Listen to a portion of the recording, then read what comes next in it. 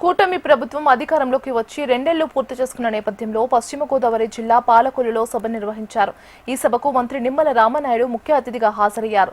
రెండేళ్ల కూటమి పాలనలో ప్రజలకు అభివృద్ధి సంక్షేమ ఫలాలు అందాయని, గొడ్డలి పార్టీకి రాబోయే స్థానిక ఎన్నికల్లో డిపాజిట్లు కూడా రావని మంత్రి రామనాయుడు తెలిపారు.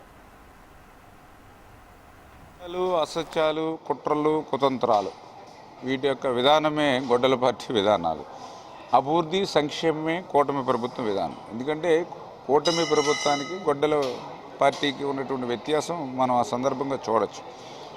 ఆ రోజు ఒక్క ఛాన్స్ అని ఏ రకంగా అధికారంలోకి వచ్చి ప్రజల్ని మోసం చేసి 5 సంవత్సరాలు విధ్వంసం చేశారు.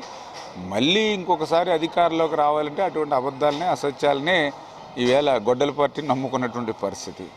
ఈవేళ ప్రజలు చెప్తున్నటువంటి పరిస్థితి, ఇటువంటి క్లిష్టమైనటువంటి స్థితిలో కూడా ఈ అభివృద్ధి సంక్షేమం జరుగుతూ ఉంది.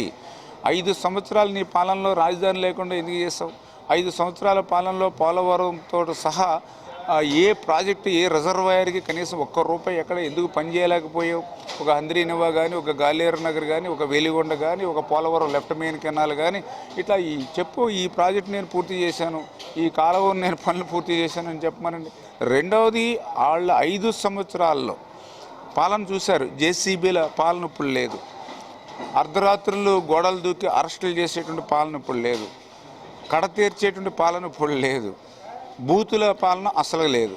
అంచేత ముందు ప్రజలకు కూడా స్వేచ్ఛగా ఉన్నారు, హాయిగా ఉన్నారు, స్వతంత్రంగా ఉన్నారు, ఆత్మాభిమానంతో ఉన్నారు, ఆత్మగౌరవంతో ఉన్నారు. ఇవాళ ప్రజలందరూ ఈ కూటమి